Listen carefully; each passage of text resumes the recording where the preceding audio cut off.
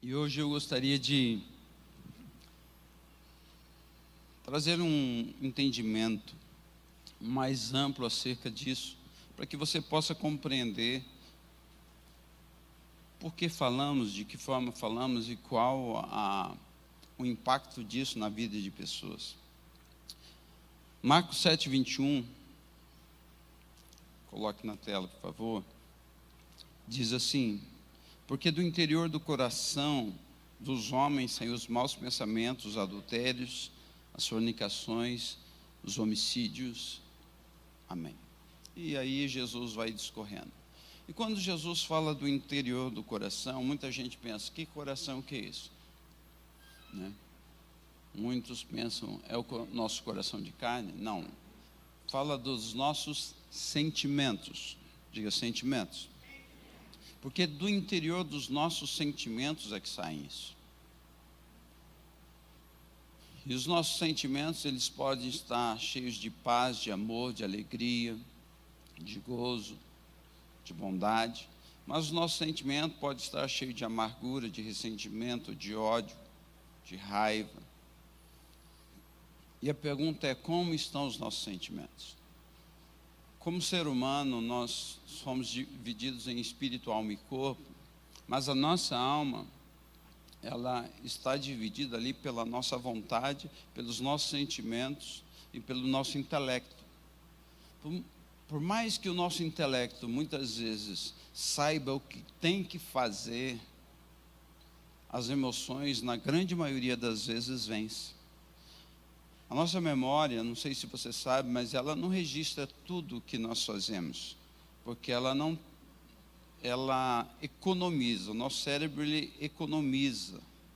Geralmente todas as emoções que são carregadas de muito amor, coisas positivas, geralmente isso é registrado. E as emoções que são carregadas também de uma intencionalidade totalmente negativa, o nosso cérebro registra isso. E é por isso que quando alguém sofre algum tipo de acidente, algum tipo de abuso, qualquer coisa que seja totalmente contrária à sua natureza, e você sofre algum tipo de abuso nesse sentido, a sua memória registra isso. E se você não resolver isso dentro, isso fica ali. Provérbios 4:23, olha o que a Bíblia diz. Sobre tudo o que se deve guardar, guarda o teu coração, guarda os teus sentimentos, guarda o teu sentimento. Sobre tudo que a gente deve guardar, a gente tem que guardar o nosso sentimento. Por quê? Porque dele procede as fontes da vida. Então isso quer dizer que a minha vitória ou a minha derrota está em eu proteger o meu sentimento, proteger as minhas emoções das coisas que acontecem. Como que eu protejo as minhas emoções? Porque quando a gente sofre, por exemplo, você está dirigindo no trânsito e alguém fecha você, aí você fala, glória a Deus, aleluia, ele me fechou. É assim que você faz? Ou você fala, ô seu filho de uma égua, né? O que você vai falar? Qual é o sentimento que gera ali? E se piorou, ele bateu no seu carro, e ele estava errado e disse que você que estava errado. Como que você se sente? Você se sente injustiçado. E ali você começa, às vezes, uma discussão acalorosa, carregado de um sentimento negativo. E muitas vezes isso é armazenado dentro da gente. E fica armazenado onde? No nosso subconsciente ou no nosso inconsciente. E nós nem percebemos. E depois, no dia a dia, a gente vai descontar toda aquela raiva reprimida em quem? Em quem amamos. Aí liberamos palavras sobre pessoas que amamos, pessoas que são próximas a nós. Porque as pessoas próximas a nós geralmente se tornam o nosso para-raio. E aí a boca fala do que o coração está cheio, do que os nossos sentimentos estão cheios. Então isso é muito sério. Então, da onde vem a origem das palavras? Vem exatamente do nosso intelecto e dos nossos sentimentos. Mas, na grande maioria das vezes, o nosso sentimento vai vencer.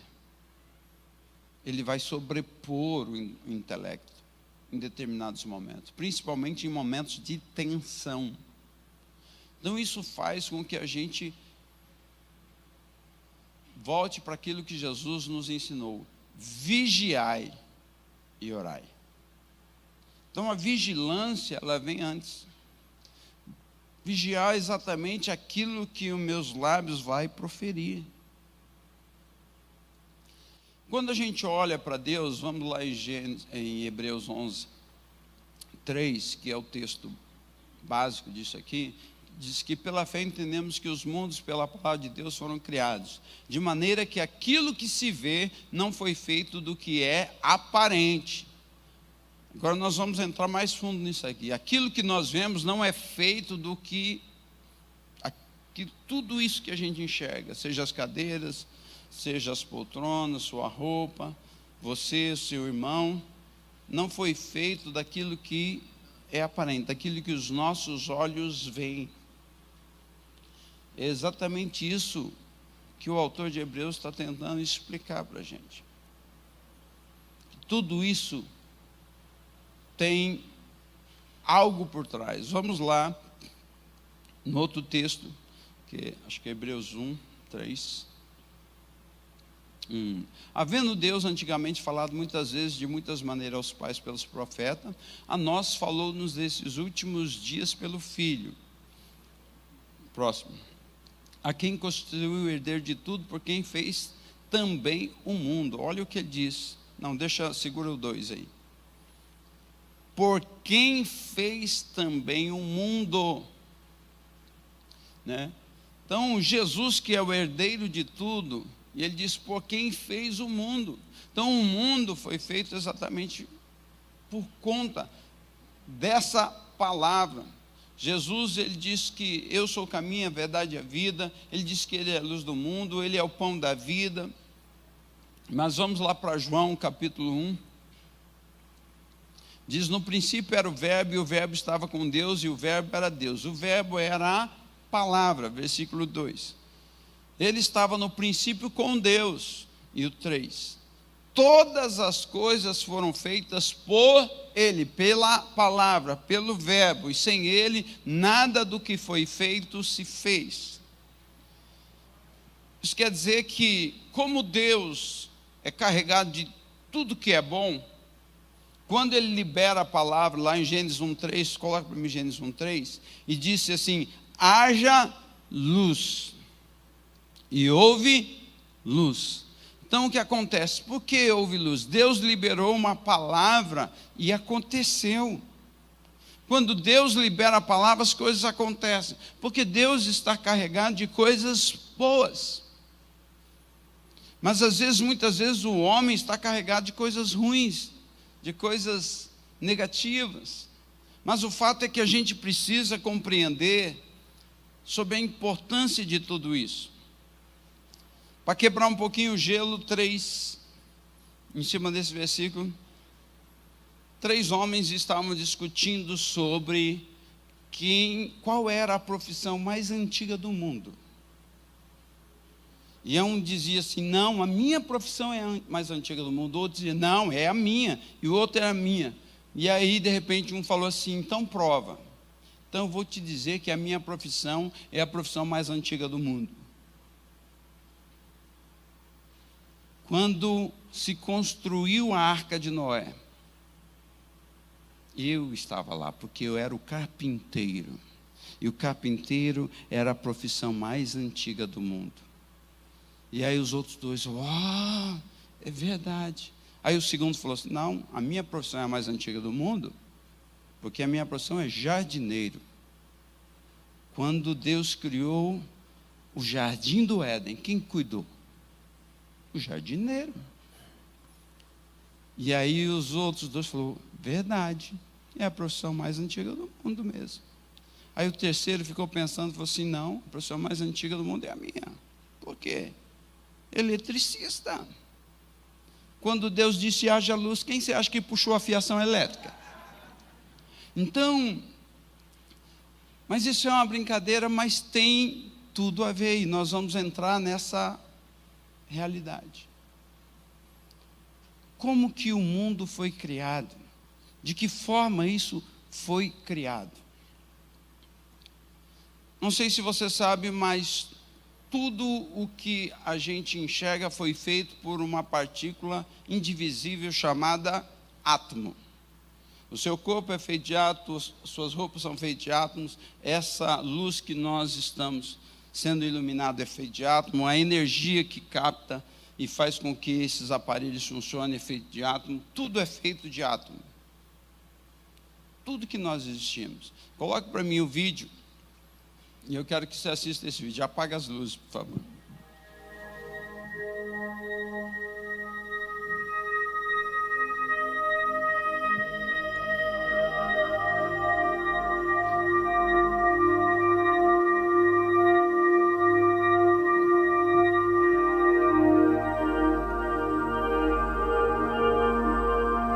Dali não dá para você ver, mas vai mostrando a distância da Terra. Coisas que nós nem estamos acostumados de tão distante que é. A Terra, os planetas.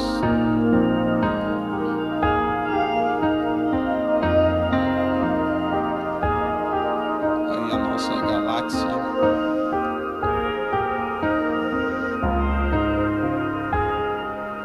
As outras galáxias.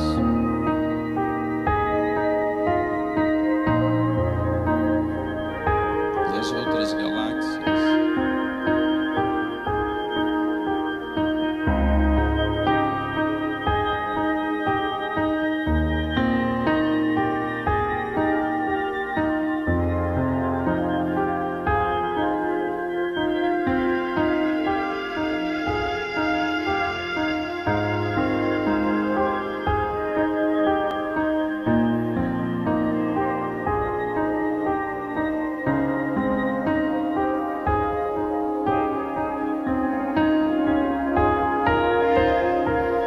Parou em 1 bilhão de luz, a velocidade da luz.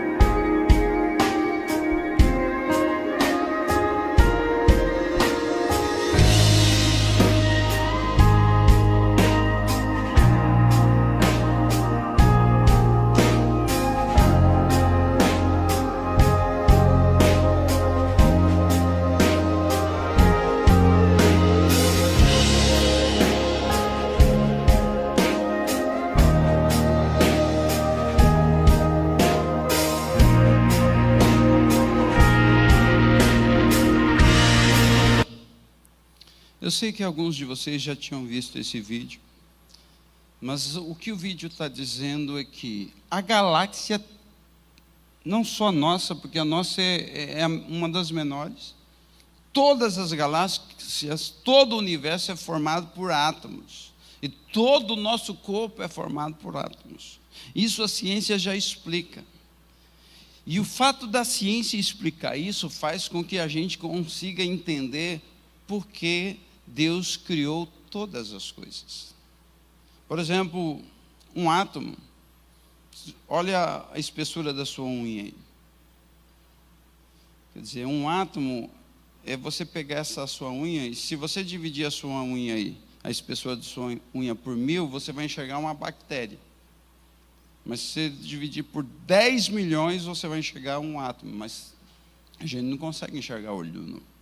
Então, quando fala que tudo veio daquilo que a gente não vê, porque os nossos olhos não é capaz de captar. Não existe nenhum animal que tenha uma visão capaz de enxergar isso.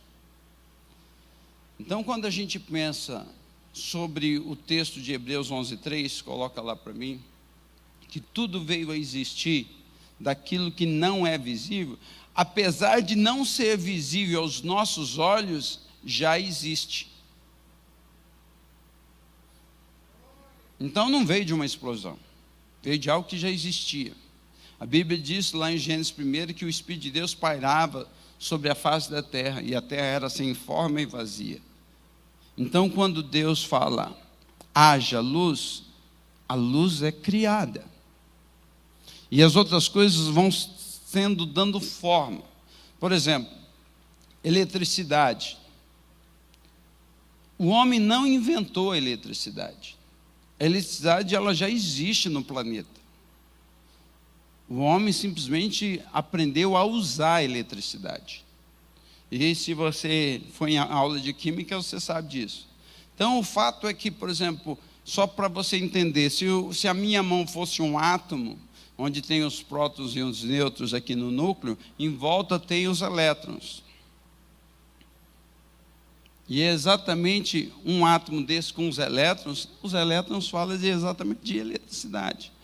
Você canalizar isso gera energia, mas dentro disso aqui, o que acontece? Cada corpo, o ferro tem, lá em química você tem lá a tabela periódica de todos os minerais e de tudo que existe na face da Terra que já descobriram, mas tem mais coisa aí para descobrir, que eles ainda nem descobriram que existe na Terra. Mas o fato ali fala qual é o nível de energia que tem o seu corpo. Você já recebeu aquele choque quando às vezes você pega num corpo, né? E aí dá aquele estralo e você sente como se você está carregado de energia, você toca em algum outro corpo que tem energia, a energia positiva que a energia negativa dá o choque. Então você começa a receber aquele choque. Então o que acontece? Por exemplo, por que hoje nós temos luz? Porque existem corpos com energia positiva, outros com a negativa. Quando isso é canalizado, aí o Thomas Edison, para ele inventar a luz, né? Fazer com que a lâmpada gerasse luz, porque ele só estava tentando descobrir isso. Ele tentou mais de 2.000 vezes para conseguir chegar nisso aí. E ainda alguém falou assim, depois que ele inventou, perguntaram para ele, como você se sente fracassando tantas vezes? E aí ele respondeu, eu inventei a luz. Então, tem gente, parece meio que a esquerda, né? Já naquele tempo já tinha esquerda perguntando essas coisas, com os pensamentos desses.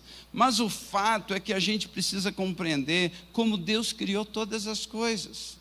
Então, os átomos já existiam e Deus simplesmente dá forma. Nós vamos ver isso mais à frente.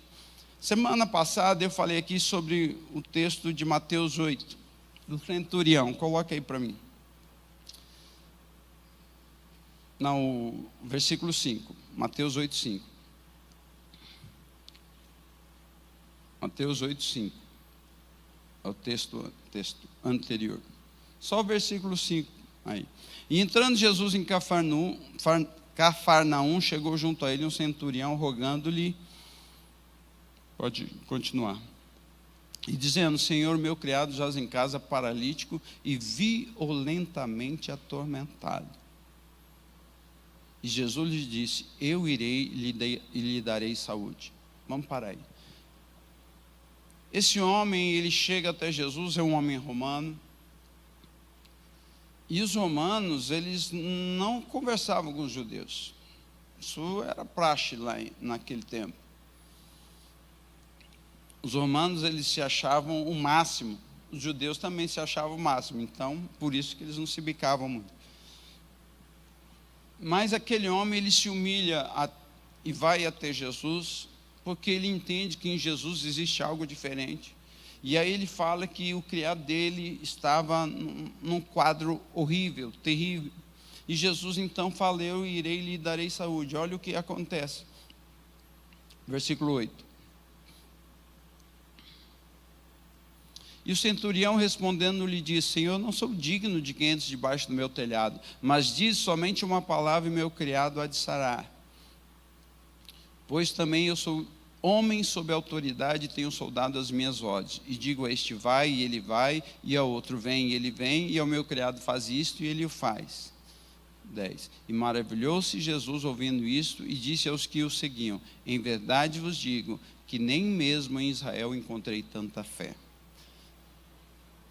E para quem não estava aqui na semana passada, eu discorri exatamente sobre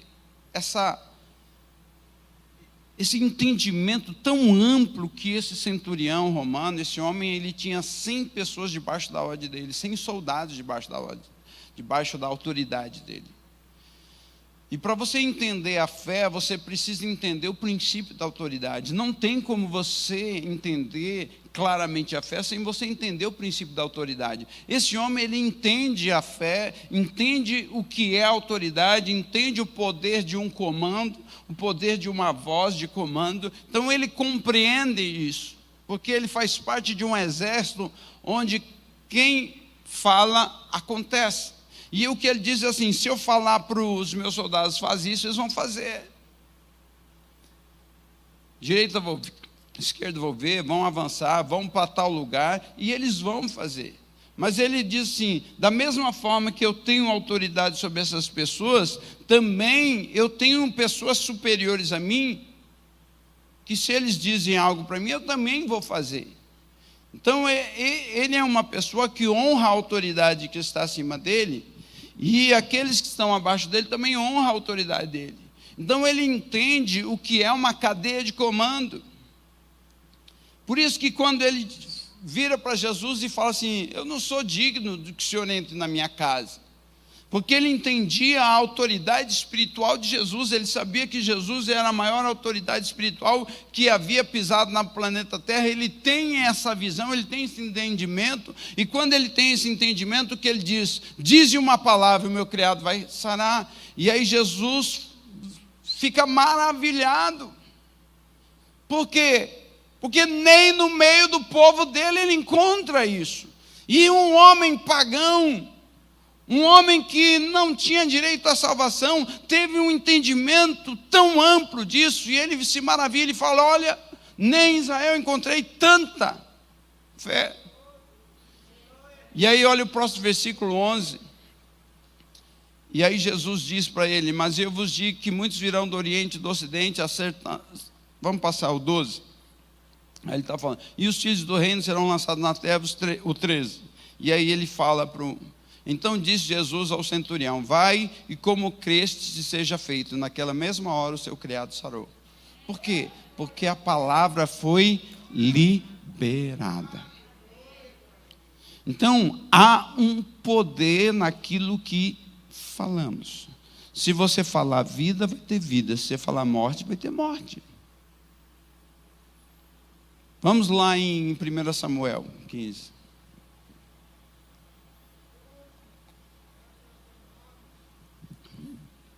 Porém Samuel disse: tem porventura o Senhor tanto prazer em holocaustos e sacrifícios, como em que se obedeça a palavra do Senhor? Isso aqui é Samuel falando com Saul. Eis que o obedecer é melhor do que o sacrificar, e o atender é melhor do que a gordura de carneiros. Porque a rebelião é como o pecado de feitiçaria, o porfiar é como iniquidade e idolatria. Porquanto tu rejeitaste a palavra do Senhor, Ele também te rejeitou a ti, para que não sejas rei. Aí voltamos ao princípio do centurião. Deus fala para o rei Saul ir e destruir o povo amalequita, e destruir tudo que eles possuíam. Por quê? Porque a taça da ira de Deus, a taça da justiça de Deus já havia enchido. Aquele povo tinha feito Tanta maldade, mas tanta maldade, que chegou no limite de Deus, falou assim, não suportou, falou, precisa extinguir esse povo. Como aconteceu com Sodoma e Gomorra. E ele usa então Saul, ele chama Saul para que ele possa cumprir o propósito de Deus. E Saul então não mata o rei, ele não mata a cabeça do povo, e não mata o melhor dos animais. E quando ele chega, ele ainda diz assim, executei a palavra do Senhor. É assim que ele encontra Samuel dizendo, executei a palavra do Senhor. E aí Samuel fala assim, se você executou, que balido de ovelha é esse que eu estou ouvindo? Que mugir de vaca é esse que eu estou ouvindo? Que barulho é esse que eu estou ouvindo? Se você executou, devia ter um silêncio total. Então o que acontece? Aquele centurião entende o que é uma palavra de comando. Saul, o rei de Israel, não entende o que é uma palavra de comando dada por Deus. Deus então diz que quando nós não obedecemos a palavra que Ele diz, nós estamos tomados de quê? De rebelião, de iniquidade e de idolatria. Quando nós não compreendemos, quando Deus diz algo e nós não fazemos aquilo de acordo com aquilo que Deus fala. Então o poder que emana dos nossos lábios é um poder extraordinário. E agora vamos lá para Ezequiel. O profeta Ezequiel, ele tem uma experiência sobrenatural com Deus, e essa experiência nos explica a criação. E me disse, filho do homem, porventura viverão esses ossos? E eu disse, Senhor, tu sabes. Aonde que Ezequiel estava? Ele estava no caos. Ele estava, e a Bíblia diz que ele começou a andar e ele viu o caos. Eram ossos sequíssimos. Então ele estava num lugar, provavelmente num cemitério, a campo aberto, cheio de ossos, e ele começa a passear em cima daquilo. Então ele está em cima do caos. E desse caos que ele está, então, Deus começa a conversar com ele. Pode esses ossos tornar a viver? E ele diz, tu sabes, sim.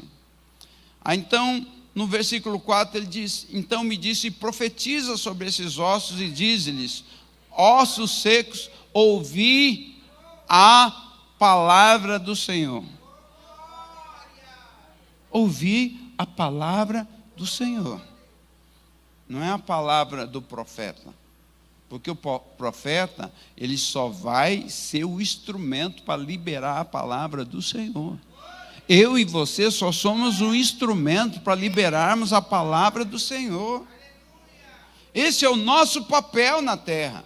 Sermos instrumentos. Se nós formos alcançados, se nós somos salvos, se nós somos libertos, se nós somos curados, o nosso papel é liberar a palavra do Senhor na terra.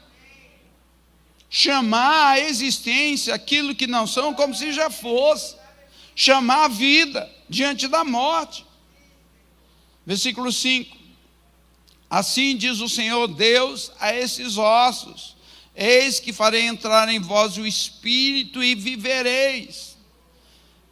E é isso que Deus fala. E aí porei nervo sobre vós, e farei crescer carne sobre vós, e sobre vós estenderei peles, porei em vós o Espírito, e vivereis, e sabereis que eu sou o Senhor. Olha o 7. Então profetizei como se me deu ordem, houve um ruído enquanto eu profetizava. O que ele profetizava? Aquilo que Deus falou que era para ele falar, dizendo assim diz o Senhor, e ele começou a profetizar. Enquanto ele está profetizando, o que acontece? Cada átomo começa a se juntar, e vai formando osso, e vai formando pele, e vai formando carne, e transforma em seres humanos, em cima do poder da palavra liberada. Próximo. E olhei, eis que vieram nervos sobre ele, cresceu a carne, estendeu-se a pele sobre ele por cima, mas não havia neles espírito. Se tornaram um monte de cadáver. Mas antes era um monte de ossos. E por que isso aconteceu? Por causa da palavra. E quando a palavra foi liberada, o que aconteceu? Cada átomo foi se juntando, formando e criou. Isso só mostra como Deus criou o mundo. Haja luz, e a luz veio. Haja árvores, haja animais. Tudo que Deus foi falando.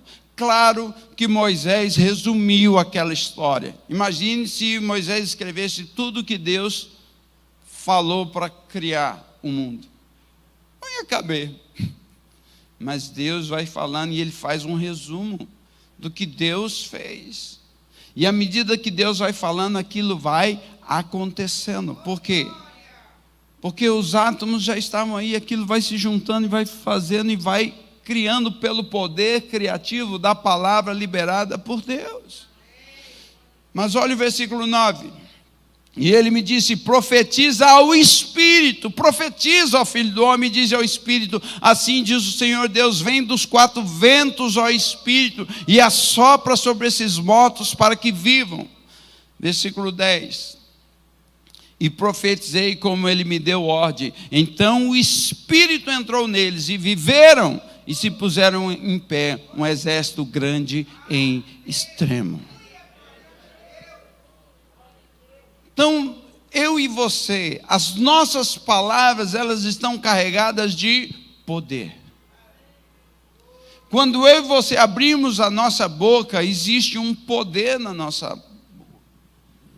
Por quê? Quando eu entendo autoridade, você é autoridade sobre seus filhos. E quando você libera algo sobre seus filhos, isso vai acontecer.